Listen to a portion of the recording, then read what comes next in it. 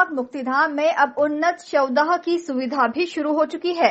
इसे स्वर्गारोहण नाम दिया गया है। शुक्रवार को उन्नत शवदाह गृह का लोकार्पण किया गया। शहर के मराठी सोशल ग्रुप ट्रस्ट द्वारा इस उन्नत शवदाह गृह का निर्माण किया गया है। इस तरह की नवाचार इकाई मध्य प्रदेश में पहली है।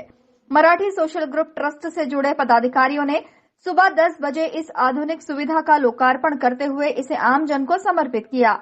ट्रस्ट से जुड़े सदस्यों का कहना था कि आमतौर पर शव का अंतिम संस्कार करने के लिए 300 किलो लकड़ी की जरूरत होती है, लेकिन इस उन्नत शवदाह गृह के जरिए अब 80 से 100 किलो लकड़ी से ही अंतिम संस्कार हो सकेगा और इससे पर्यावरण को बिल्कुल भी नुकसान नहीं होगा। साथ ही वन संपदा और पर्यावरण को बचाने में भी मदद मिल सकेगी। रामबाग मुक्तिधाम में एक नई शवदाह इकाई का आज लोकार्पण हो रहा है। यह लकड़ी से चलने वाला शवदाह गृह है। सामान्यतः आपने देखा कि जब अपन किसी शव का दाह संस्कार करते हैं तो वो करीब करीब 400 से 500 किलो या 300 किलो लकड़ी उसमें लग जाती है, पर इस इकाई में अगर अपन दाह संस्कार करते हैं तो 80 से 100 किलो लकड़ी में काम हो जाएगा।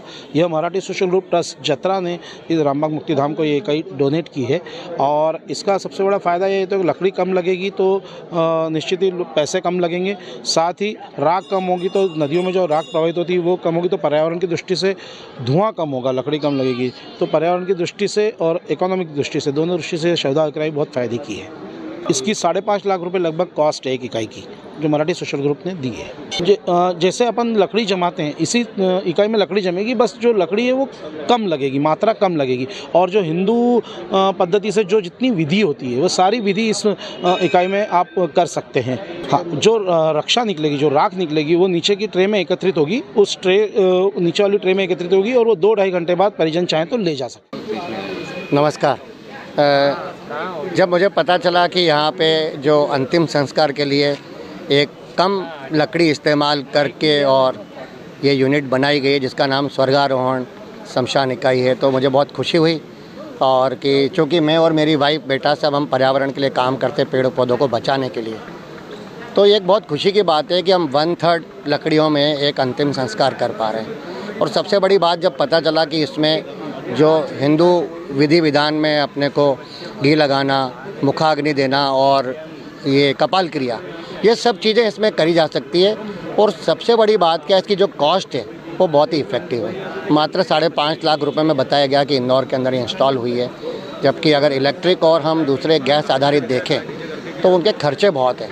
और दूसरा क्या है, अगर किसी कारण से सप्लाई नहीं रही तो आपका काम रुक जाएगा। इसमें परंपरागत जो विधि विधान के साथ और मात्र 80 किलो लकड़ी में और कम समय में अगर अंतिम संस्कार होता है तो इससे बड़ी खुशी की और कोई बात नहीं हो सकती। गुजरात के अर्जुन भाई की स्मृति में बनाए गए इस उन्नत शवदाह गृह को लेकर अर्सिल भाई पगदार का कहना है कि उन्होंने पर्यावरण बचाने की मुहिम के तहत गुजरात में अब तक 26 उन्नत शवदाह गृह का निर्माण कराया है। साथ ही लोगों को इस उन्नत शवदाह गृह में ही अंतिम संस्कार करने के लिए प्रेरित कर रहे हैं। अब उन्होंने गुजरात के बाद मध्य प्रदेश से इसकी शुरुआत की है ताकि ज्यादा से ज्यादा लोगों को इस मुहिम से जोड़ा जा सके और पर्यावरण को बचाने में मदद भी मिल सके। ये स्वर्गारोहण शमशान इकाई मेरे फादर नेशनल अवार्ड विनर है अर्जुन भाई पागडार। हम केसोद के रहवासी है और जूनागढ़ डिस्ट्रिक्ट गुजरात हमारा जगह है, हम वहाँ से आते हैं। तो हमने गुजरात में ये 28 भट्टियाँ लगा चुके हैं, ये इकाई लगा चुके हैं और मध्य प्रदेश इंदौर में रामबाग मुक्तिधाम में हम पहली ये यहाँ पे स्थापित अभी किया है। ये जो भट्टी की विशेषता है उसके बारे में अगर मैं बताऊँ तो 80 से 100 किलो के अंदर इसका अंतिम संस्कार, मानव मृतदेह का अंतिम संस्कार आराम से हो जाएगा और 1 से 1.5 घंटे के अंदर पूरी क्रिया धार्मिक रीति रिवाज के मुताबिक हो जाएगी। जैसे डीजल और इलेक्ट्रिक और गैस भट्टी में वो कुछ नहीं हो पाता है, कपाल क्रिया नहीं हो पाती, मुखाग्नि नहीं होती वगैरह जो भी क्रिया है वो नहीं कर पाते।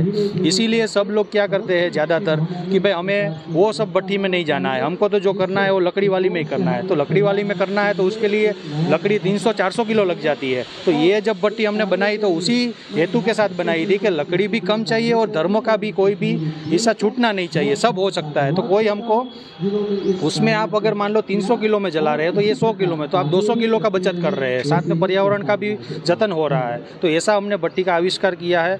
मेरे फादर को भी हफ्ते पहले क्लाइमेट चेंज अवार्ड भी मिला गुजरात सरकार के तरफ और स्टेट अवार्ड भी मिला हुआ है, काफ़ी सारे अवार्ड मिले हैं क्योंकि ये उनका इनोवेशन है। और इस प्रकार का इनोवेशन करने के लिए मेरे फादर को पेटेंट भी सरकार ने खुद करवा के दिया कि आपने ये जो नया बनाया है उसका पेटेंट भी आपको देते हैं। ये इसकी हमने यहाँ पे 5.5 लाख रुपए में इंस्टॉल किया है।